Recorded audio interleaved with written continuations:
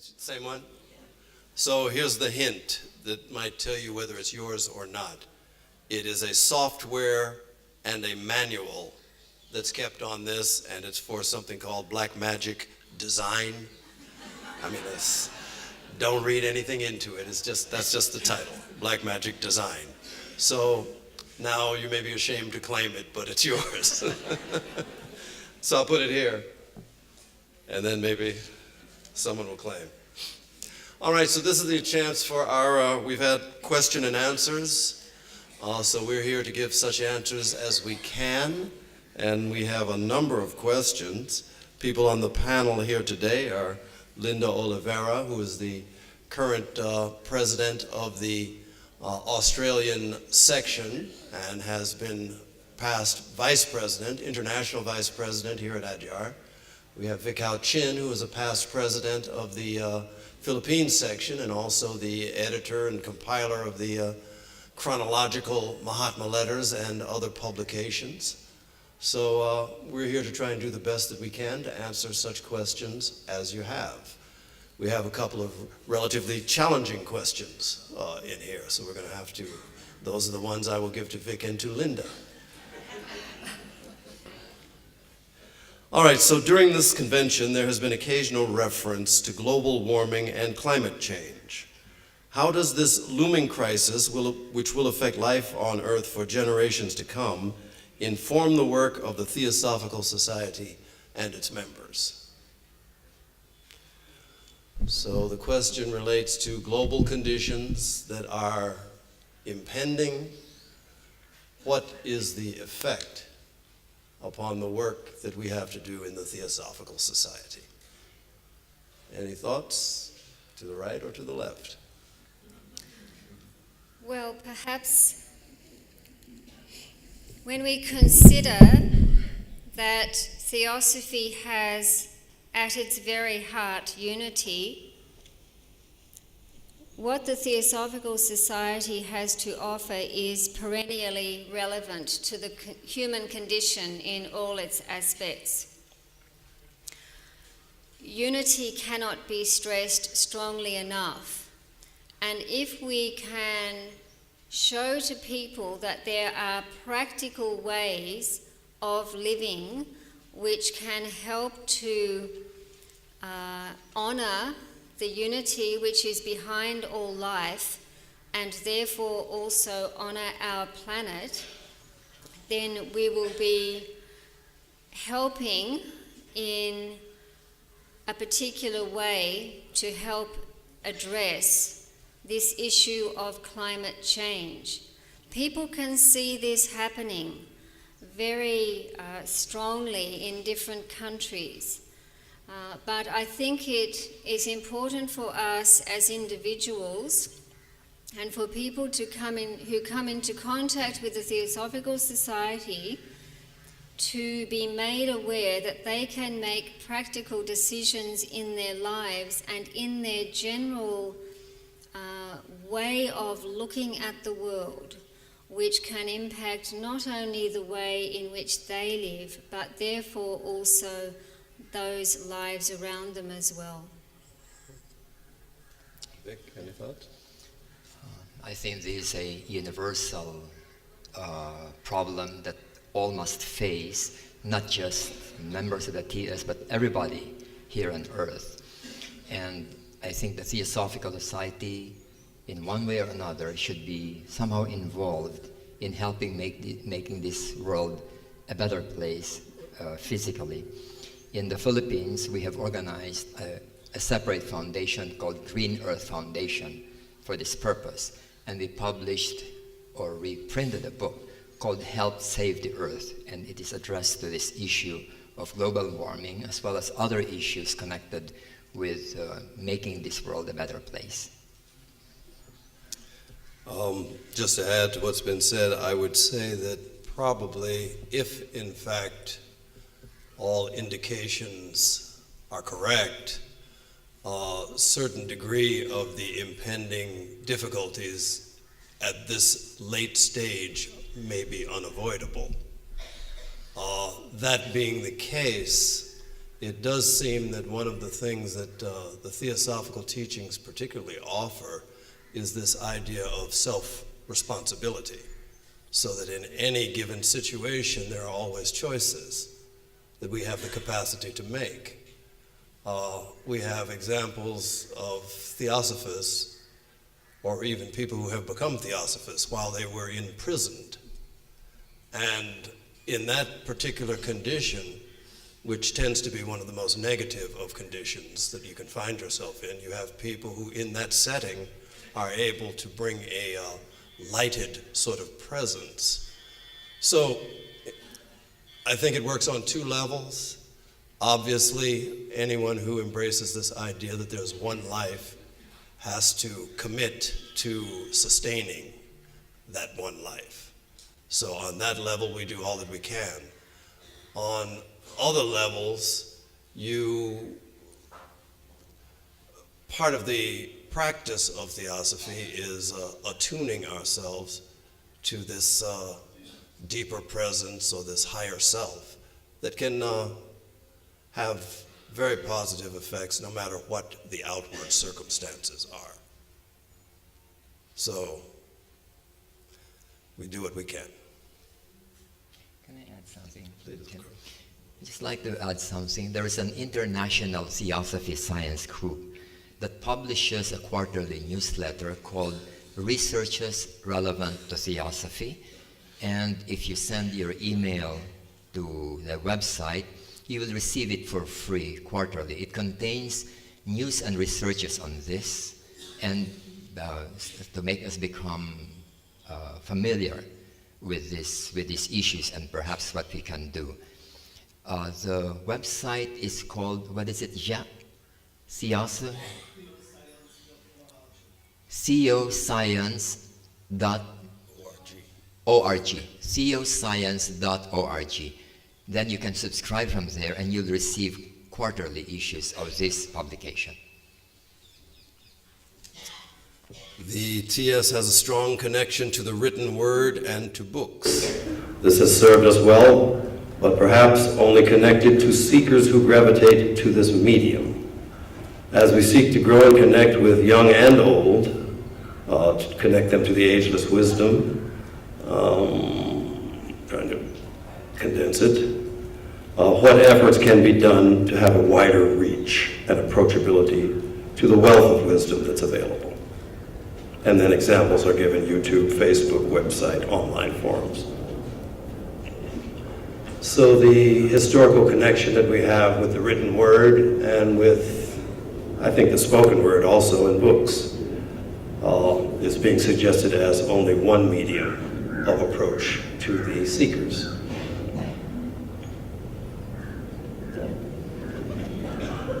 I think evidently the world is changing and has changed a lot in the last 30 years.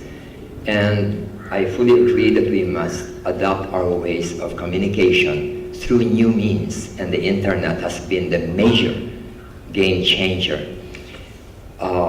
In our section, we are very fortunate to have a very active group of young people who understand this much better than we, the older members, do.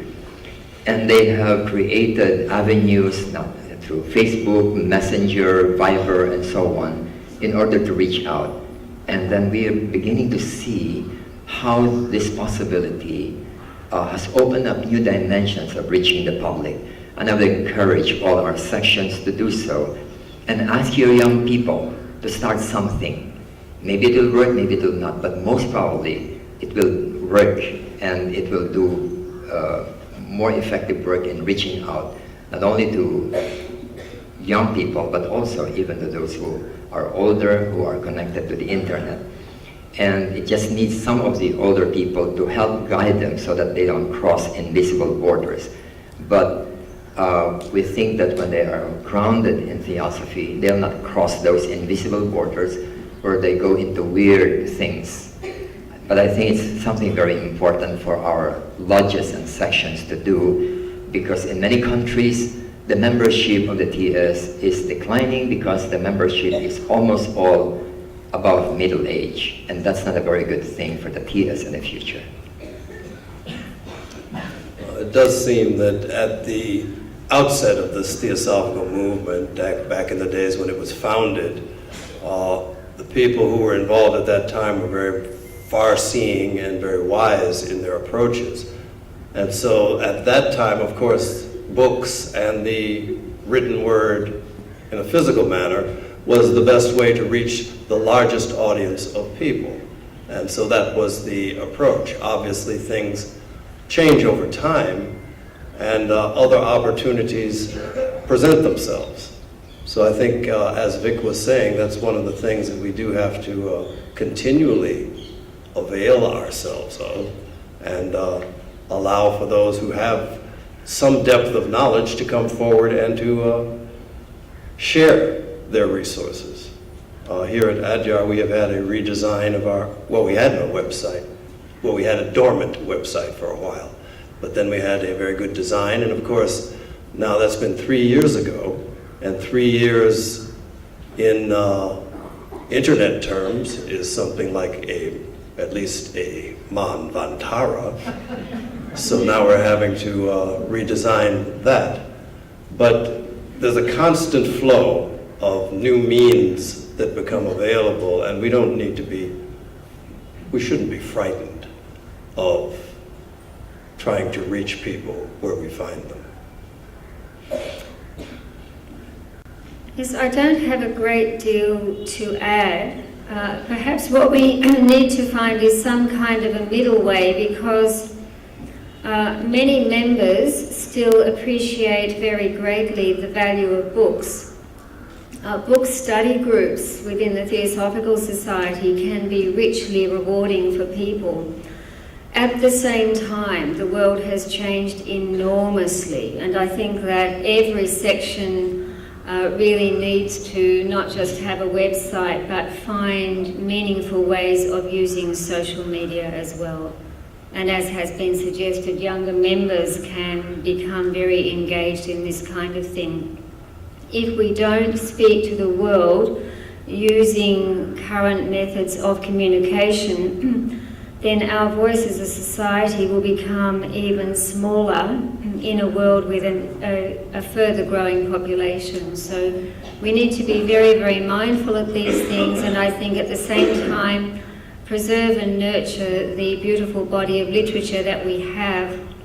One of the wonderful facilities now is e-books for those who don't necessarily want to have printed copies of books, and Theosophy World as a website is doing the TS a wonderful service by becoming an increasing repository of a very nice selection of e-books which can simply be downloaded onto your computers.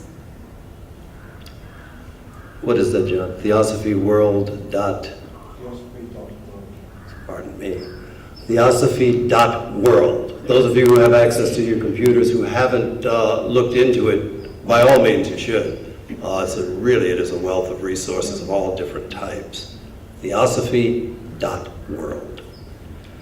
All right, so here's a question that has a little bit of a poetic introduction.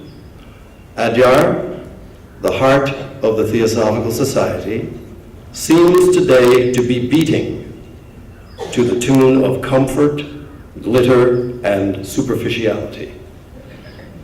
Is it not our responsibility to give attention to the means as well as the end of preserving it as an oasis of simplicity and tranquility in a world of noise and unconscious materialism? So probably that's one that I should take. I think probably the questioner might have been influenced by the Disneyland aspect of Blavatsky Bungalow. Maybe that's it. The idea that there were changing colored lights on the building rather than just white lights. Perhaps, I don't know. But I can assure you that even with Blavatsky Bungalow, those lights will be going at slower speeds, and there will be different colors, and if there are lights that seem to be distasteful to others, we can always take those colors out of the spectrum. So if it's the lights, okay. As far as comfort and glitter, obviously the glitter has to be the lights, because otherwise I don't see much glitter anywhere else. The comfort sorts of items that we have tried to institute are, we've tried for basic comforts, honestly. One of the things that became very apparent with our conventions, all of us know how these sessions go. So there's a session in the morning, a break, a session later on, a break, a session later on, a break. So we would have people, you could probably walk an easy 4 to 5 miles a day just coming to and from these convention meetings. And as I have observed it, much like myself, I'm starting to notice a little bit more gray hair among our members who I see out walking, sometimes diligently limping their way to these meetings. So in the interest, not just of comfort, but in the interest of easing the suffering of some of our members, we put in these buses. And so people now can ride back and forth. There are probably a couple of different views. I mean, for some people, there is the view that unless there is some degree of pain or suffering involved, then this path is not real. Others might have the view that pain and suffering we're going to find anywhere and anyway, and so we don't need to increase it by inviting you here to Adyar. So that's been some of the thinking. It's not that we're trying to become superficial. A lot of the things that we have here in terms of accommodations, one of the things you probably may have noticed, maybe not, the number of people who are here has gone down, about 100 less than what has been normal. And the reason behind that has been that the accommodations that we provided were not satisfactory. And as a result of that, it was clear to us here that we did not want to put people up in accommodations that were substandard, so we would have less of them. The ones that were better quality would be the ones that we would offer. And so that puts a certain limit on the number of people who can necessarily attend. So those sorts of things have been things that we've been trying to be conscious of. Perhaps comfort, perhaps people view it as an excess of comfort. I certainly don't, and that's a rare complaint for me to hear for people coming to Adyar, to the Adyar conference, that there's too much comfort. So that's my answer. I don't know if anybody else wants to touch it. Can I add something? I think perhaps perceptions of what seems to be superficiality and too much emphasis on comfort aside, and people may differ on that. The most important thing perhaps about Adyar is it is a flaming spiritual heart of the Theosophical Society worldwide.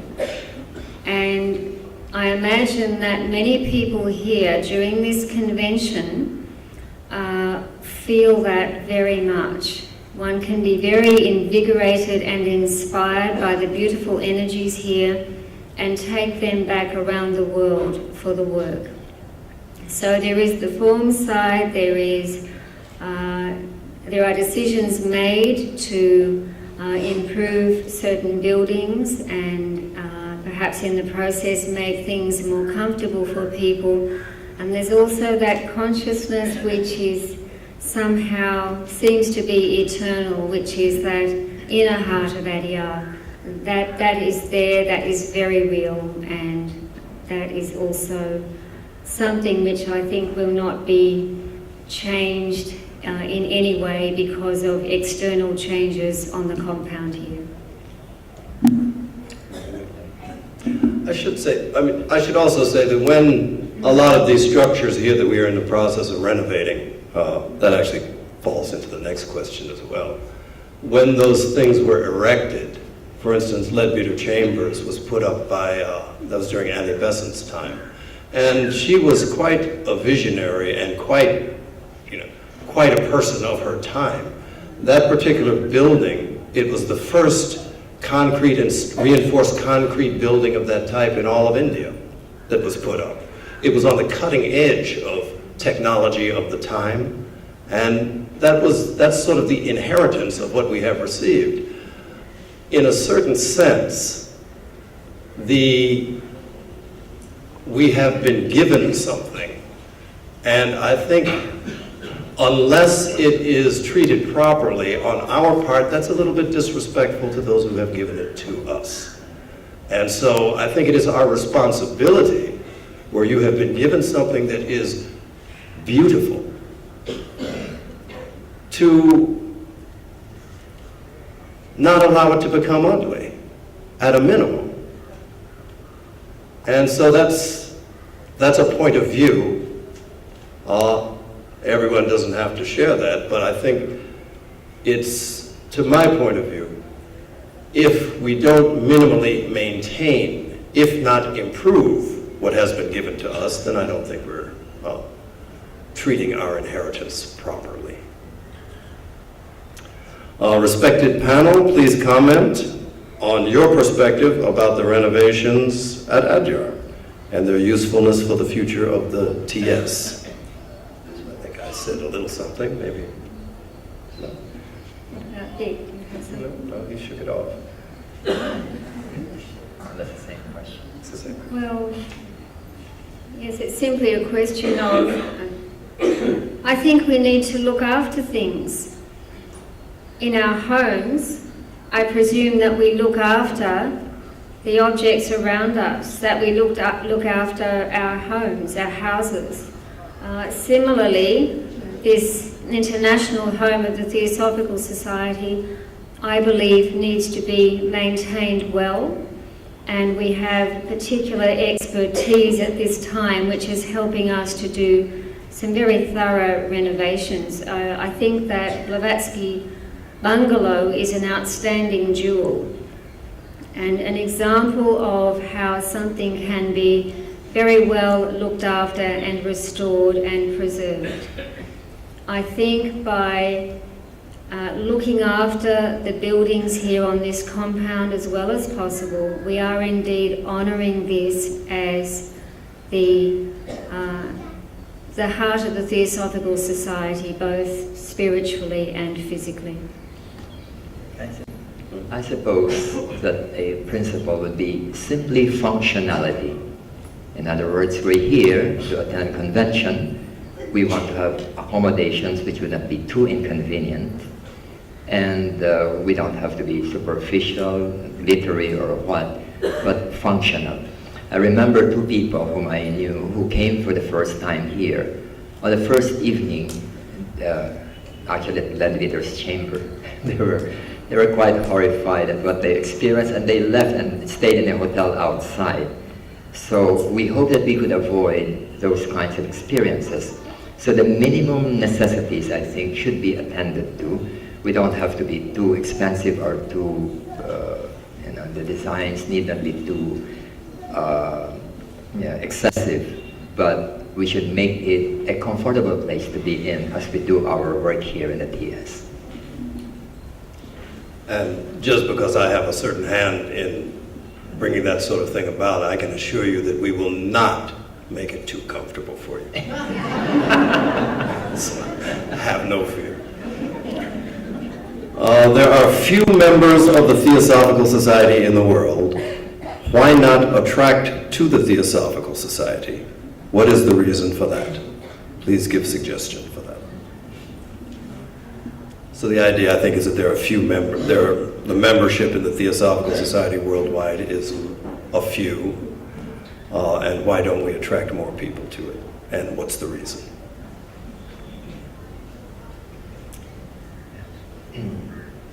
I think there are that's a complex question, but there are two aspects which I think we should give attention to. The first one is that, in my opinion, in the past more than 50 years, the Theosophical Society has been rather weak in applied theosophy. In other words, we have the ideas very clear for the past more than 100 years, but translating them into addressing the issues of society and the individual, we have not been able to do quite effectively for the past more than 50 years. During the time of Annie Besant, this was her advocacy, to bring it down to the lives of people, individuals, societies, families, education. And she organized so many leagues and movements and groups like the Sons of India, the Daughters of India, a league for letter writing, a league for parenting, and so on, so many of them. And so theosophy became a living philosophy that attracted people, not only just members, but people outside. But somehow this faded away after she died, and we went back to the intellectual level of theosophy. I think this is a definite weakness on our part. We should do something about it. The second aspect is that as the world changes, the modes of communication, the values, the cultures have changed. And we must adopt the mode of communication as the world changes. And here we are addressing mainly the way of life of each incoming generation, which means that we have to be sensitive or be cognizant of what the younger generation, how the younger generation looks at things, and the mode of communication by them. And hence, I think the second facet is that we should give attention to bring the message of theosophy to young people, to each succeeding generation. When we fail here, then what we will have is just declining relevance to the world, because in the next generation, they don't understand anymore what we are talking about, because there is now a gap of communication between them, their generation, and ours. Last year, I was invited to go to have a lecture tour in a country, and I went to 9 different cities and lodges. And I noted that among the audience, the average age was 65 or more, and there was no one who was younger than 40. And the complaint I kept on hearing from the lodges is that their membership is declining, very few people attend, no young people attend, and they're closing up certain parts of the buildings, selling off part of their properties because no one is taking care of them. Now I think this is very sad, because we have a very important message to give to the world. But I believe that we must first demonstrate it to the world that it is something that is workable, something that is relevant. We must do it ourselves. And then when people see that this thing which we call theosophy really applies to the lives of individuals and society, then they will see that there is something to learn from here, and they'll become interested. So 2 things. One is applied theosophy, and the second is to address the message to young people, the next generation. Perhaps I can add a little to that. I think Vic's points are very valid ones. When the Theosophical Society entered the world stage, it was unique, it was groundbreaking, it caused a sensation. The founders caused a sensation in the world with this reintroduction of the divine wisdom, also to Western countries. Since that time, many other spiritual organizations have developed and are offering certain things to individuals as well. So now, if you like, instead of being a big fish in a small pond, we're now a small fish in a very big pond. Hence, the absolute necessity of making our voice heard as well as we can using the means of our times. A second reason which might contribute to this as well is the lodges and what they are actually presenting, and whether people are actually made to feel really welcome when they come to lodges. It's very easy to perhaps stick together and speak to the people one knows instead of approaching newcomers. But newcomers need to be really embraced and to feel welcome. A third factor also seems to be a kind of change in values. I think that less people these days are willing to actually join an organisation and commit to it. There seems to be a lack of commitment by people. Perhaps their lives seem very busy in other ways and they don't want to actually take that step. They may be revolving around the Theosophical Societies, using libraries, coming to some talks, looking at websites, but don't somehow want to take that step of commitment. And one other factor I might add to all of this is Kali Yuga. It is very, very strong. The grasp of materialism on this world in an extreme sense is just becoming more and more noticeable. So here we are, this gem of a society with pure gold to give the world, but we're also working against these incredibly strong forces of ever deeper materialism at this time. So we have more to work against, and that should challenge us to rise more and do whatever we can to make this society and its marvellous message known. Okay.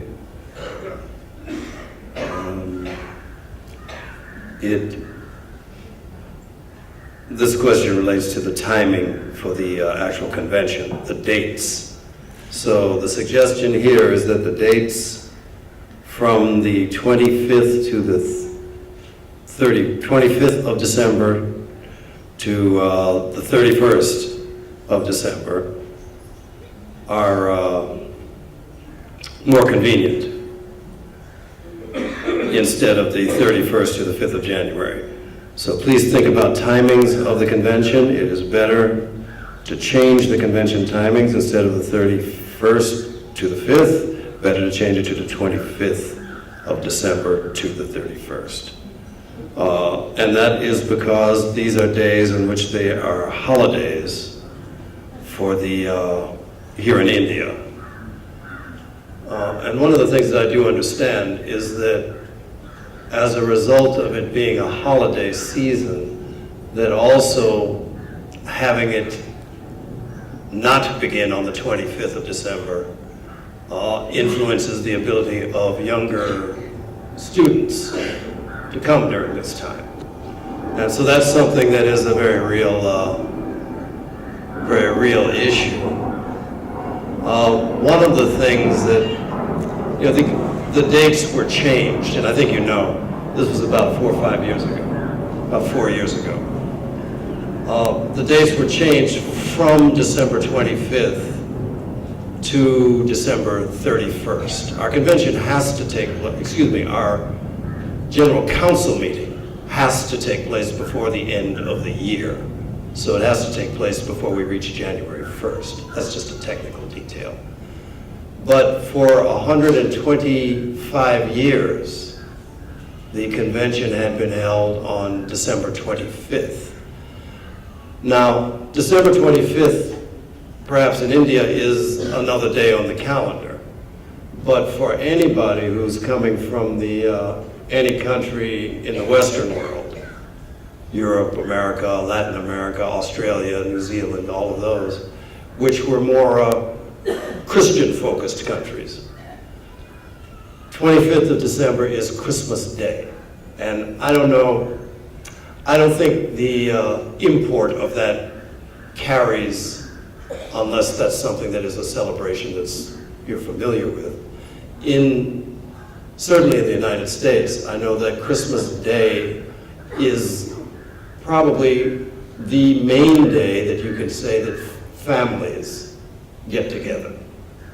So for 125 years, people who have been devoted to the Theosophical Society, living in the Western world, have elected to leave families behind on, this most important day of the year there, and to come here to partake in this convention. But that's a lot to ask. I mean, we don't have quite as many holidays in the U.S. as we have here in India.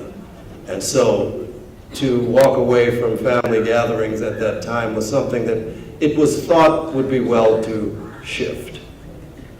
And so that was the reasoning behind that.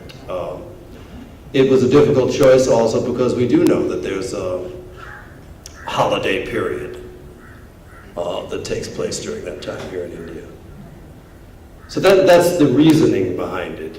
It's a lot of the members of my general council were very, very much opposed to coming here on Christmas Day. And based on that, it's something where we have to respect the wishes of the rest of the world as well. Nothing to add. Obviously a brilliant response. But probably also unsatisfactory for those whose kids can't come during these holidays. I get it. But the problem with a lot of these things is that there is, in fact, no perfect date.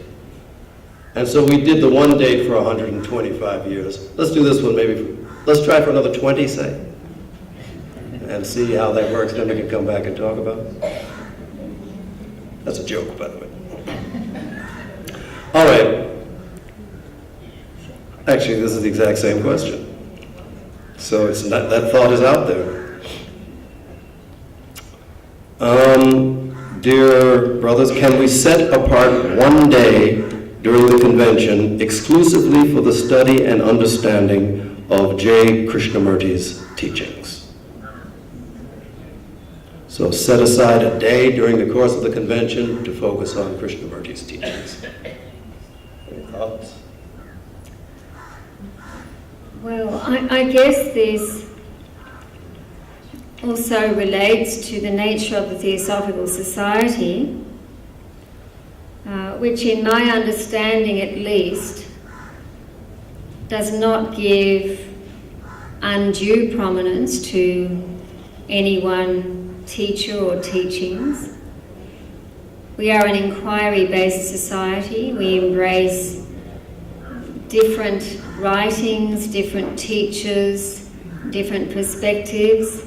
The program for the International Convention is set at the international headquarters, and I presume there's a particular reason why we don't devote one day to the study of teachings by somebody such as Krishnaji, much as I am very drawn to many of the things that he has said.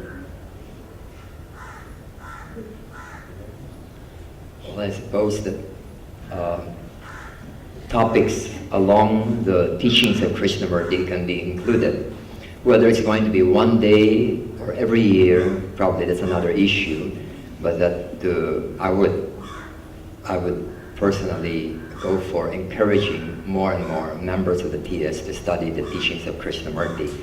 But that's something, as Linda was saying, something which need not be fixed or a necessary part. Although before, I remember when Krishnamurti was alive, and then he was giving talks in Vasanta Vihar. Whenever he has talks, we don't have sessions here in the convention. It's suspended because it allows people to go over there. So that's how much the conventions also respected the talks and teachings of Krishnamurti. So without having to fix it in a kind of set date or time, I would say that we should all be encouraged to study that aspect of the teachings. I could just add that during the course of the convention, every time we make sure that there are spaces, blocks of time that you can utilize as you choose. So that might be something where if someone were so motivated, they could organize an opportunity for all this to come together and look into the teachings of Krishnamurti. We have a number of open spaces during our timings for this convention.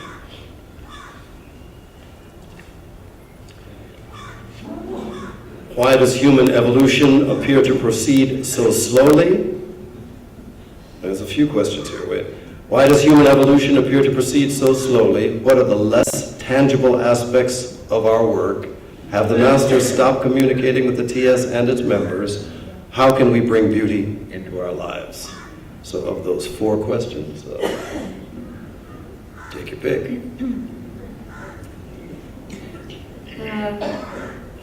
Do you want to take one first, Pete? Do you remember?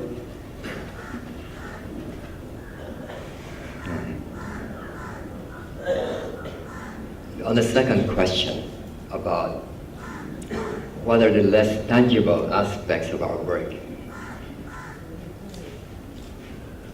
I think there are so many, and I think that this is where the TS is especially, how do I say, well, good at, meaning the teachings can become so abstract and so intangible that it is out of the reach of the majority of people.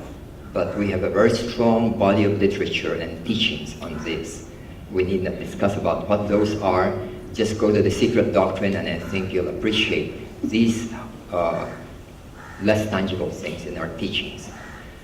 But what I'm more concerned about is actually the more tangible things in our teachings. And as I mentioned earlier, I have been feeling that we are weak in applied theosophy. We should make theosophy, a living philosophy, something that can be felt and seen by individuals, by families, by corporations, by educators, by politicians.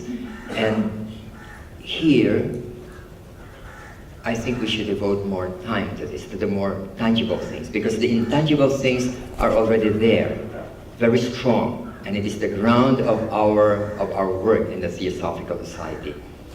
How to bring it out into the world, I think, is the call of modern times, of our times, and maybe for all times. As each generation will change its culture, way of life, then the wisdom should adapt itself to those changes in culture and way of life. So while we do have a very strong, intangible set of teachings and even way of life, but I think we should not neglect the tangible aspects. The question, have the masters stopped communicating with the TS and its members? Well, communication can take various forms.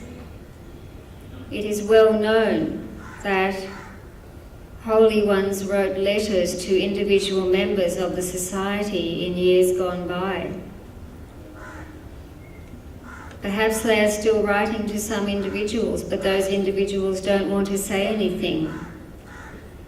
But maybe, if they have not written any more letters, it is because members have not yet assimilated fully what they have taught through the letters. There's a very great deal to consider, to study, to go into in depth in the material provided in those letters. In fact, one would think that this would be lifetimes of work for a given human soul. Another point, though, too, is that communication, if the assumption is that this communication is to be through letters, communication takes place in different ways.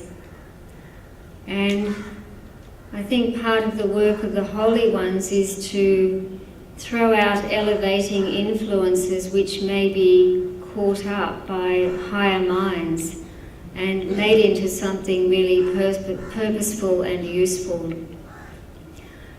So no doubt there are other ways in which the Holy Ones still do communicate, and I'm absolutely convinced that they are still behind the Theosophical Society and its worldwide work, and very much also associated with this beautiful centre here. Can I? Just a thought about the question answered by Linda about the masters and their communication. Two things come to my mind. The first is that during the last quarter of the last century, of the 19th century, it was, I think, a very special occasion in the history of humanity when the adepts decided to come out to the public arena. It is something that is very, very rare, and my understanding is that they decided to come out publicly within a certain period of time in order to stimulate something in humanity. And after that period, they stopped it and then they withdrew. And it seems that they don't do that very often. In fact, very rarely, and only for certain purposes when they go public. The second facet which comes to my mind is that there is enough writing, hints, teachings given out by the Mahatmas that to ask them to do it again for our benefit might be a waste of time for them. In other words, what can be done in order for us to go nearer to the teachers? It is not dependent on the teachers, but it is dependent on us. And then the guidelines for this, I think, have been very clearly written in the writings of the Mahatmas and HBD. And hence, it's now, the ball is in our hands, so to speak. What do we do in order to qualify ourselves for that? Rather than ask why they are not communicating, we probably should ask, am I qualified for such an opportunity to be in touch with them or to directly learn from them?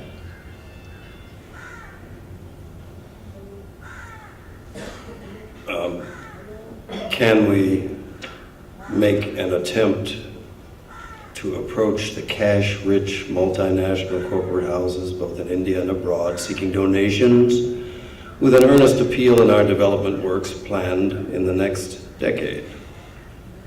Okay, so this is a thought for, again, this is a thought toward improving the material aspect of the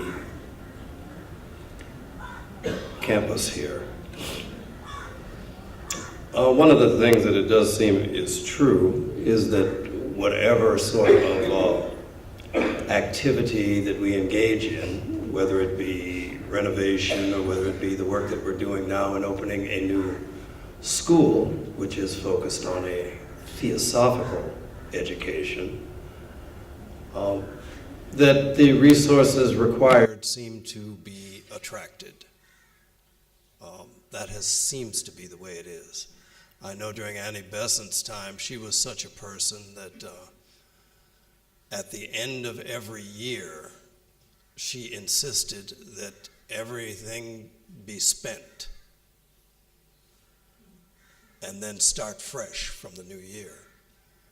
It's not the sort of advice that most of us would embrace, but for her, the idea that the work that we are doing is in tune with the work of the masters of the wisdom, and that it will be provided for was something that she just demonstrated from moment to moment. Quite honestly, the Theosophical Society Adyar, as it exists today in its physical structure, which is to say with its various campuses in different cities around the world, largely owes itself to Annie Besant. She became president in 1908, I think it is, and this Adyar estate was 24 or 26 acres. 3 or 4 years later, it was 260 acres. Annie Besant has given away more property than the Theosophical Society has for other sorts of causes. If you go downtown in Chennai, the Young Men's Indian Association was a building that was built and donated from gifts that were given to Annie Besant.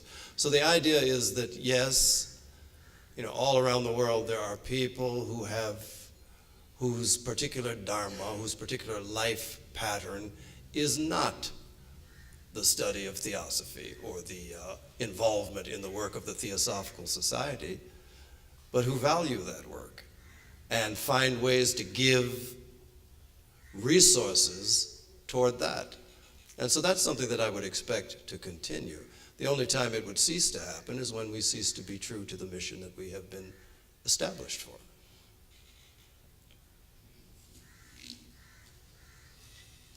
Just a thought on this matter.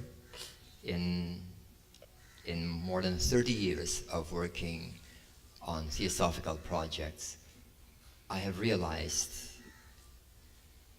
and it has been validated time and again, that money follows projects and not the other way around. In other words, the problem is not the money, but the problem is the lack of worthwhile projects. When projects are worthwhile, there's a lot of free fund around the world which are available, and they're looking for worthy projects. Just look at there's a huge list of funding sources published by many organizations that are looking for worthy projects, and they're there. Do we qualify for this kind of funding? It depends on us.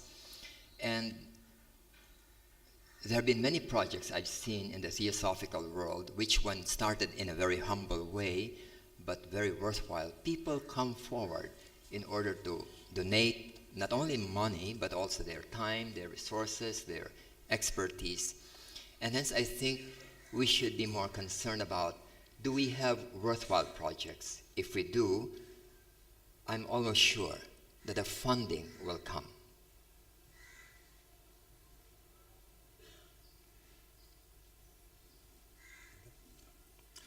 I should mention, last night we had our just update on the renovation project that we're undertaking here.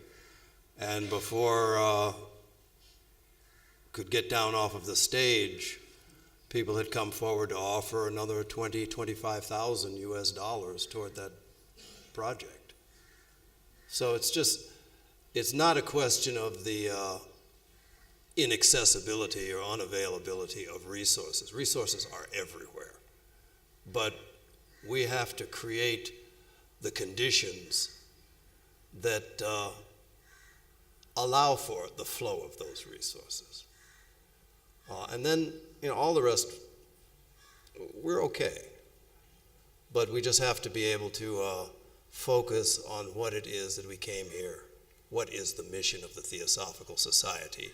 And develop those ways of applying that to the world around us. And I have no doubt that we will be in everything that is required will rise up to meet us. All right, so this is a question. I think probably what I will do is I will generalize the question because it's a little bit specific. So the idea that's suggested, how to reduce the ego of office bearers. I don't take it personally. And actually it wasn't, just so you know, it wasn't about the international society. It was about another group of organization. But the idea, how to reduce the ego of office bearers such as president and secretaries. But it's not about Adyar. So the idea that's expressed is they do not want to leave the positions they are holding, and also those who occupy, it's a little bit, they are not behaving properly, favoritism, things like that. Okay, so the idea being, let's take a more universalized question. Is there something about holding office which can have the effect of bringing out personality traits which are unfavorable to our development or to the growth of the organization we represent? Let me just say one thing. As international president of the Theosophical Society, probably all of you know that every president of the Theosophical Society has died in office, except Jinarajadasa, who knew he was dying and then stepped out and handed it on to Sri Ram. But every international president has died in office. Now,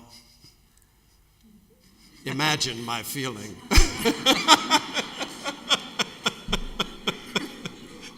when elected to this position. So, but one thing that I did promise was that I'll be the first.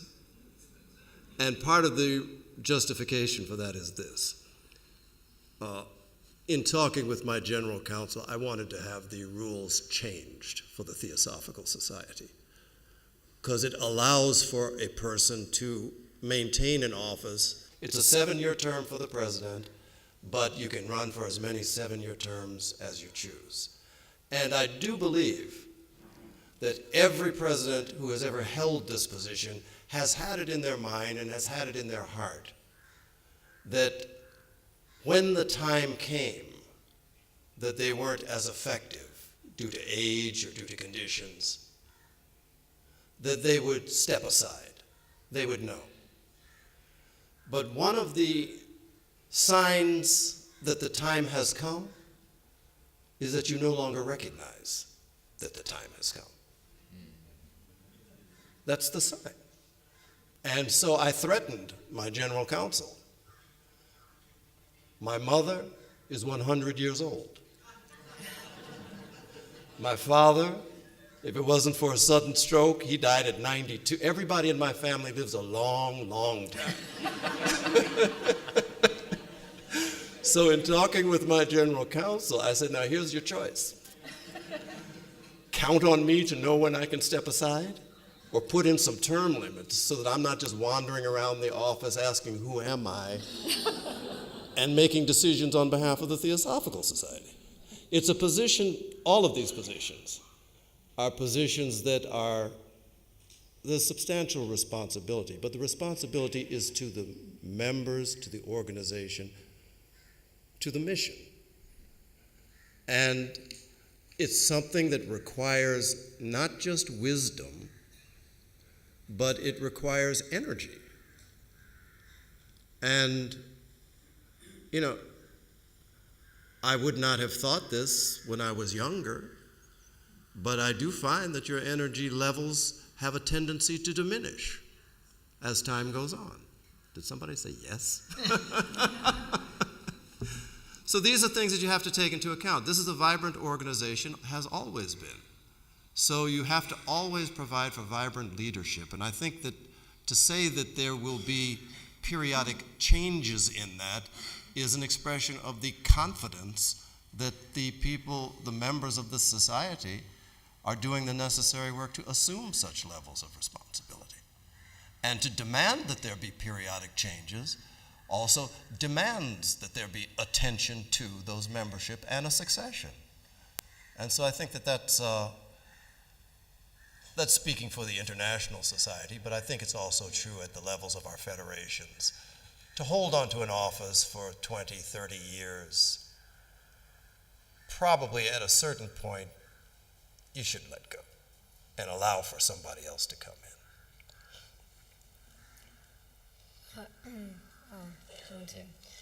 I think one of the areas that we all must look into whether it's on a large level, national level, or international level, is that there must always be a plan for succession. It should be a definite plan. It is just not accidental that somebody can take over, because if none, then the person who is sitting there will be asked to keep on sitting for 20, 30 years because there's no plan. Succession, whether it's in corporations, in organizations, in countries, are planned. And hence, the leader, I think, of each lodge or its section must already nurture younger people to be able to come up to leadership positions in time. And this should be a deliberate practice and not just by accident. I'd like to address this question from the point of view of the individual. When a member of the Theosophical Society finds themselves in some kind of office, there is usually a perceived power of some sort associated with that office. I often think that it's more important to think about one's responsibility than any possible power that one has, because power or perceived power can and has been abused, sadly. The other thing which is very important for anyone who does hold an office at any level of the organisation is self-examination. To be aware of how we are using the responsibilities we have, to be aware of the people we are working with and how we treat them, which is incredibly important. I think that the importance of kindness cannot be spoken about often enough. Just to be kind to our fellow human beings, to treat them well, to treat any employees in our care well, to treat our colleagues well, other members well, and newcomers well. And if we can watch ourselves in our interactions, in relationships, then perhaps the sorts of problems that are talked about in this question will simply fall away. Because at the end of the day, regardless of what office we occupy, we are who we are, and we have to look ourselves in the face and consider just what we are doing, how we are doing it, and how we are treating others. Just one slightly more humorous aspect to this. I sometimes think, wouldn't it be nice if there was an app that we could install on our smartphones, and we could open that up, and that would help us to behave very nicely, a behaviour app. Unfortunately, we don't have one of those yet, so maybe we have to be that app ourselves. Okay. So I think that probably brings our time to a close. So for those of you who are involved in technology at any level, you have the marching order, get that app going, develop it. But I want to thank you all for being here. I want to thank my co-panelists. I have to say I very much enjoyed our time together. It was very good, and I hope it was something that was meaningful for you all as well. So thank you. The session is closed.